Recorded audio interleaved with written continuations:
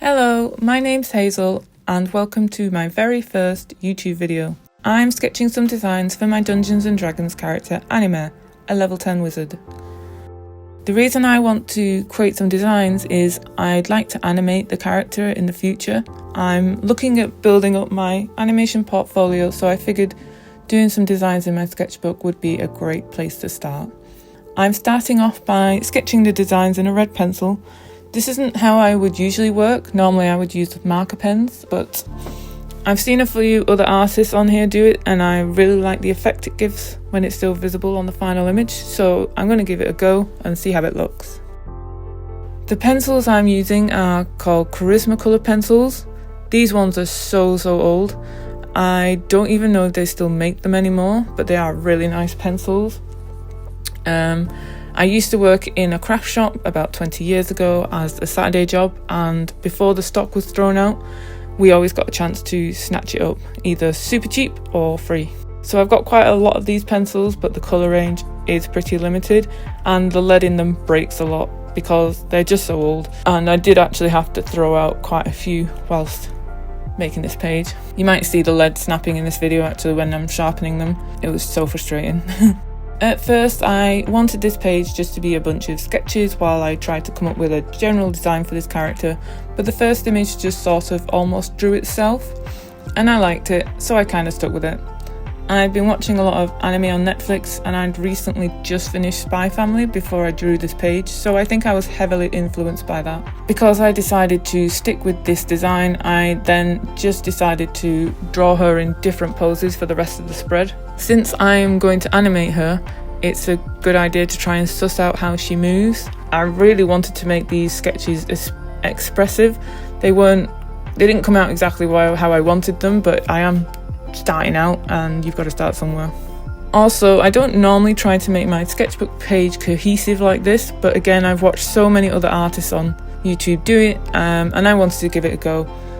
It turns out a bit messy in the end, but I gave it a shot. This character is my first D&D character, and I've been playing the game for almost 7 years. I still think of myself as very much a newbie though. Our group rarely gets to meet up to play a game. We're all adults with busy lives, so we only really get about 4 to 6 games in a year at best. It took us 6 years to complete the Curse of Strahd, so every time we do sit down to play, I feel like I'm learning it all over again. I do have a lot of fun with Anime, the wizard though. She's such an interesting character to play. I chose a spellcaster because that's what I'm used to in regards to computer games, so I kind of understand better how her spells and stuff would work more than if I'd chosen a close-ranged combat character. I definitely know I've made the right choice. When she learnt Fireball, oh my god, what a cool spell. It has, however, taken me to get to level 10 before I realised that I could cast it without hurting my party. Oops. Now I'm inking on top of the sketches with a Faber-Castell 0.3 pen. This pen is not my favourite thing to use. I find it awkward to draw with. It's really scratchy unless you hold it perfectly upright, and that does not work for me at all. However, I am not a fan of throwing things away that can be used, so I am determined to use it until it runs out. I've recently found some Pental pens and I love them to draw with, so I just mix between the two. I probably should have erased the sketches now I'm looking at this footage before I started inking on top of them, but I think when I was filming this, I think I just wanted to start colouring in. Like I said earlier, the reason I wanted to create these designs was because I want to start animating my character. This year I've decided is a year for change for me, so not only am I starting my YouTube channel, I am also trying to change my career into animation. It's something I've always been interested in. I did it a little bit of it as part of my degree.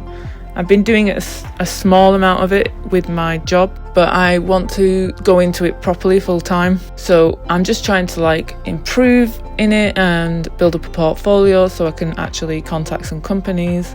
And I think D&D is such an inspiring subject that I think I'll be able to get quite a few different types of animations out of it. I'm going to start with just some simple motion graphics with this character first, and then maybe get into some more full screen animations, maybe even hand-drawn and computer animated. Hopefully throughout the years I'll be able to look back on this channel and see how cringy this first video is and my first few animations are, but with the knowledge that it was a good start. Or I could fail horrendously. We'll see. So I've also wanted to start making YouTube videos for quite a few years as well. I've been watching YouTube since 2020. Before that I never really understood how people got hooked on YouTube because I only used it if I needed to learn something. But then obviously 2020 happened and everyone has a lot more spare time, so I got hooked on YouTube. I didn't start the channel, like I've put off starting a channel because I didn't really know what to film or what my forte would be. I didn't want to be found out by people who knew me. But now I think I'm in a point in my life where I just don't care. I think now that I have a little bit more free time on my hands and I'm wanting to get back into my art and animation, I think it's a good time to start a channel just to follow on how that all pans out. And I always think one of the perks of being a YouTuber is that you get to look back on all the videos that you've made and you can literally see how far you've come. Had I started in 2020, I could have had 4 full years of experience under my belt by now, but instead I'm just starting. But at least I'm actually starting. I wish I'd recorded this audio in real time. I think the next video I do, I'm just going to try and do that. I'm recording this voiceover a couple of weeks after filming the video because I had some issues with my laptop, but definitely next time I am going to try and do it all in real time. I can't remember everything I was thinking at the time. It was a couple of weeks ago after all. Again, my intention was to experiment and colour each design in with different colours, but I ended up just going with the colours that I painted my miniature with, so blues and then purples.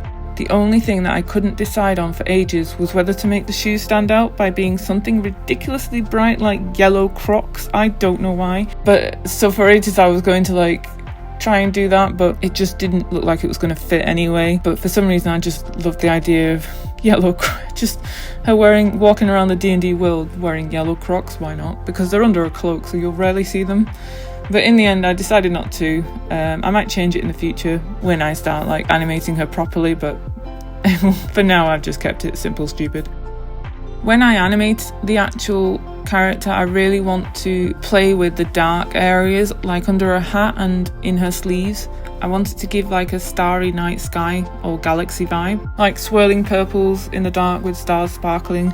I think that would look really quite cool when she's moving around and casting, and plus it's something I don't actually know how to do right now and it'd be a good thing to try and learn. This is how the page turned out anyway. It's not too bad for my first spread. Like I said, it's a bit busy, but the designs are good starting points for me to start animating my character, and that was the main reason for doing it. If you're still with me, thank you so much for watching. Here's the first animation I made using the first of the character sketches. See you in the next video.